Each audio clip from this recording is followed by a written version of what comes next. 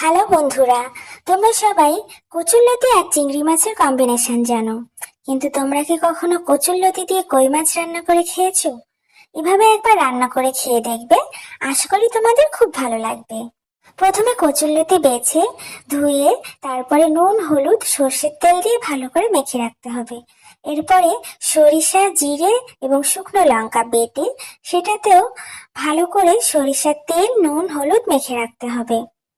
এরপরে কড়াইয়ে একটু সর্ষের তেল গরম করে সেখানে কিছুটা পেঁয়াজ এবং কই মাছগুলো হালকা করে ভেজে নিতে হবে। মাছটা তুলে নিয়েই সেখানে কচুরলতিগুলো দিয়ে দিতে হবে। ভালো করে ঢেকে ঢেকে কচুরলতিগুলো ভেজে নিয়ে তারপর দিয়ে দিতে হবে গরম জল। সেই সাথে দিয়ে দিতে হবে ওই মশলাটা।